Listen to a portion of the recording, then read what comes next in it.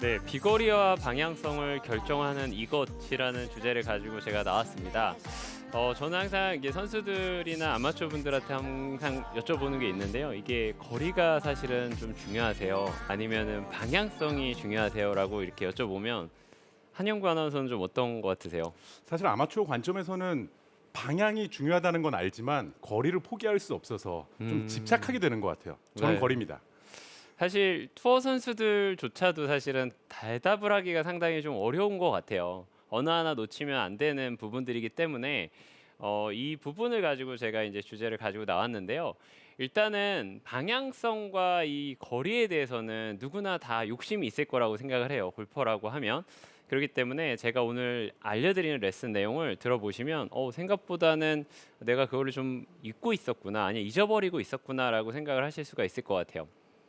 첫 번째로는 이 비거리에 상당히 많은 요소를 작용하고 있는 거는 로프트가 상당히 많은 작용을 하는 것 같아요. 제가 지금 가지고 나오는 거는 7번 아이언을 가지고 나왔는데 아마추어 분들께서 거리를 많이 내시려고 해서 이 로프트를 엄청 세워져 있는 클럽을 쓰시는 분들도 계시고, 그 다음에 공을 칠 때도 뭐 저희가 항상 얘기를 하죠. 다운블로로 공을 치려고 하다 보면 로프트 자체가 상당히 세워서 공이 맞아가지고 거리가 멀리 나가는 경우를 볼 수가 있어요.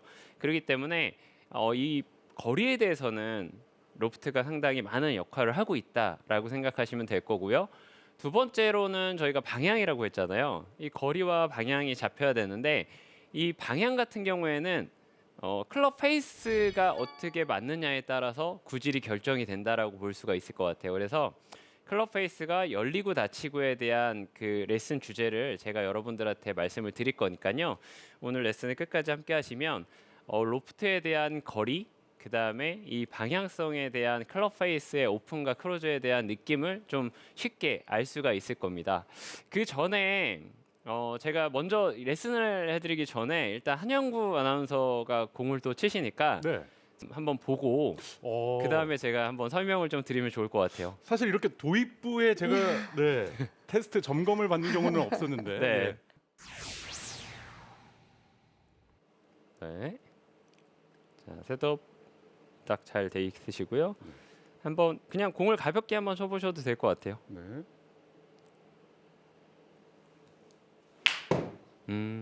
네. 됐습니다. 뭐 따로 얘기 없이 그냥 끝인가요? 네. 예. 제가 그 한영구 아나운서가 나와서 이렇게 공을 치라고 말씀을 좀 드렸던 이유, 셋업을 잡아야 된다라고 말씀드렸던 이유는 대부분의 아마추어 분들이 실수를 하고 계시는 게 있으셔서 그래요.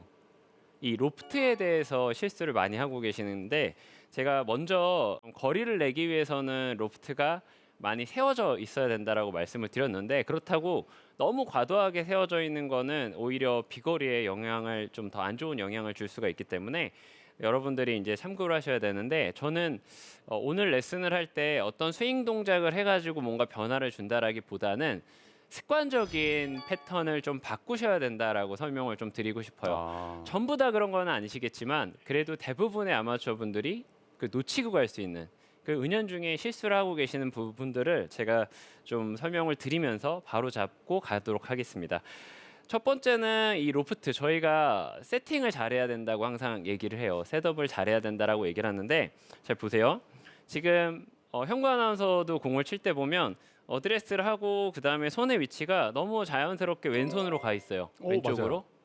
근데 여기서 많이들 실수하시는 게, 자, 그립을 왼손으로 잡고 그 다음에 오른손을 잡는 경우들이 많아요. 이렇게. 그러면 저희가 생각할 때는 손도 공보다 더 선행이 돼 있고 핸드 퍼스트가 잘 돼 있다라고 생각을 하지만, 실제로 이렇게 되면은 몸이 전체적으로 막혀 있는 거라고 보시면 돼요. 셋업을 쓰실 때 그 TV 중계 같은 데서 선수들 셋업하는 거를 유심히 보시게 되면 선수들은 항상 공을 칠 때 몸의 정렬을 중앙에다 놓고 그립을 잡은 다음에 헤드를 놓고 그 다음에 어깨 정렬하고 스탠스 정렬을 한 다음에 여기서 손을 살짝 핸드 퍼스트를 하고 난 다음에 공을 치는 경우들이 많은데, 아, 이 순서 과정을 생략을 하시는 거예요. 맞아요. 그래서 왼손으로 그냥 벌써 왼쪽에다가 핸드 퍼스트를 만들어 놓고 그립을 잡으시고 오른손을 밑으로 그리고 옆으로 그냥 붙이시다 보면은 결국에는 눈으로 봤을 때는 이게 클럽 페이스가 전체적으로 로프트라든지 손의 위치가 잘 만들어졌다라고 생각을 하지만 실질적으로 내 몸 중앙에다가 맞추게 되면은 클럽의 헤드는 지금 정면에서 보이는 것처럼 닫혀 있을 수가 있어요. 아. 그렇기 때문에 제가 아까 말씀드린 것처럼 정확한 로프트를 잘 만들어서 공을 치기 위해서는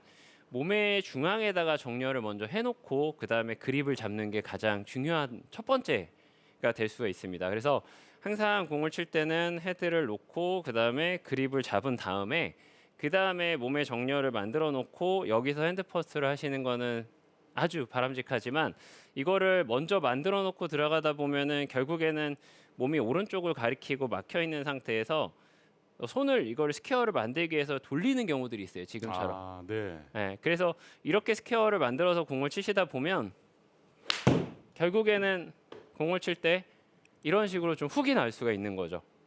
그러니까 훅을 내기 위해서 공을 치신다라고 하면 상관이 없겠지만 나는 공을 똑바로 보내야 되겠다라고 생각을 하고 정렬을 했는데 저렇게 공이 나가게 되면 상당히 당황스러울 때가 있잖아요. 맞아요. 근데 현구 아나운서도 셋업을 할 때 보면은 자연스럽게 손이 왼손에 먼저 가 있는 경우들을 맞아요. 볼 네. 수가 있는데 오늘 제 레슨을 좀 들으시면서 아 내가 몸의 정렬은 항상 몸 중앙에다가 잘 만들어 놓고 셋업을 해야 되겠다라고 생각하시면서 클럽 페이스와 내 손 그리고 가슴 명치 부분이라고 얘기를 하죠. 저희 중앙이라고 하면 이 위치에다가 놓고 난 이후에 그 다음에 셋업을 쓰고 마지막에 핸드퍼스를 한다라고 생각하면 손만 살짝 밀어놓고 공을 친다라고 생각해 주시면은 오히려 임팩을 칠 때 훨씬 더 수월하게 공을 칠 수가 있으니까요. 이 부분을 좀 계속 생각해 주시는 게 좋아요.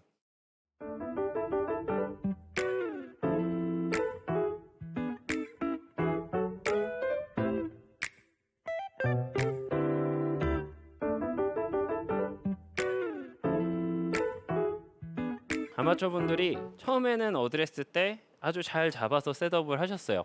근데 실제로 백스윙이 올라가서 공을 칠 때 보면은 다운스윙이 내려와서 클럽 헤드가 이렇게 뒤에서 풀리는 경우들이 풀리는 거죠. 있잖아요. 저희 네.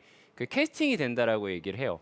캐스팅이 된다라고 얘기를 하는데 자꾸 이 헤드만 보내려고 그러니까 헤드 무게를 떨어뜨리려고 하고 헤드만 보내려고 하다 보면 지금 보면 손의 움직임이 뒤에서 자꾸 풀리는 경우들이 나올 수가 있어요. 이러면 제가 아까 말씀드린 것처럼 손이 선행이 되면서 몸 안에서 이렇게 좀 빠져나와서 공이 맞아야지 우리가 보낼 수 있는 로프트의 각도가 생길 수가 있는데 오히려 캐스팅이 되거나 손이 뒤에서 이렇게 풀리는 현상들이 생기게 되면 로프트가 상당히 하늘을 볼 수가 있겠죠. 아무래도. 그래서 그런 분들 좀 있으실 것 같아요. 보면은 저는 9번을 치나 7번을 치나 거리가 같아요. 거리가 다 같아요. 네. 그래서 저는 그냥 쉬운 클럽으로 제가 8번이든 9번이든 치려고 한다. 이런 분들이 있거든요. 근데 그런 분들을 잘 유심히 보시면 처음에 클럽 페이스를 많이 밀어놓고 쳐서 효과를 보신 분들이 계세요.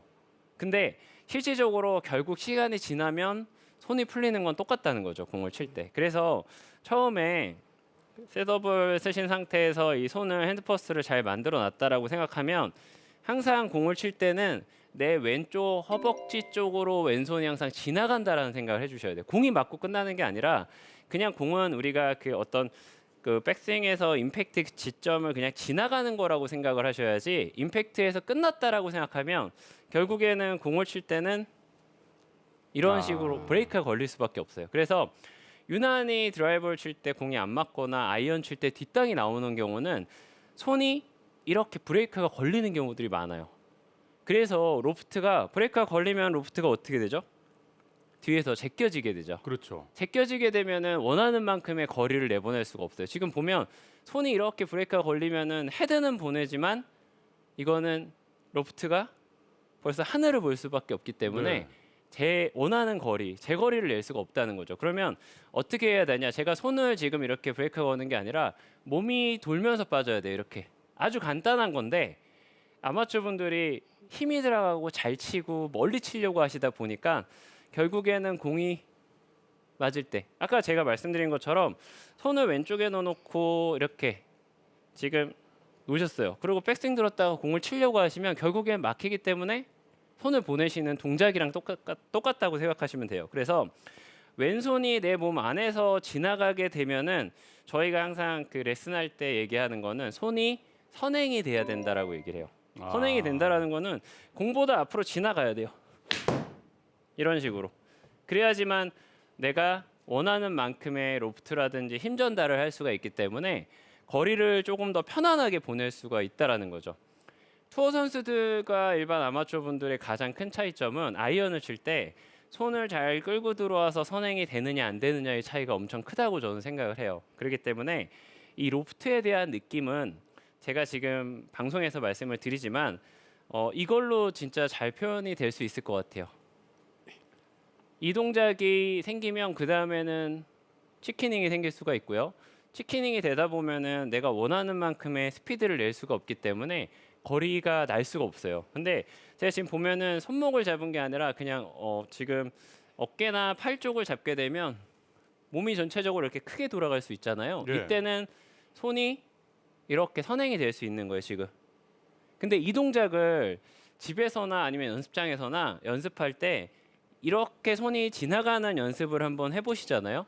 그러면 로프트는 저절로 스퀘어하게 아니면 조금 더 스피드 좀 세워져 가지고 따라 들어올 수가 있는데 공을 칠 때 손이 막혀져 있으면 로프트는 결국에는 원하는 만큼 공을 칠 수가 없기 때문에 손이 브레이크가 걸린다는 느낌보다는 몸이 돌아주면서 손이 빠져나가는 선행이 돼야 된다. 이거를 꼭 머릿속에 기억하셔야 될 것 같아요.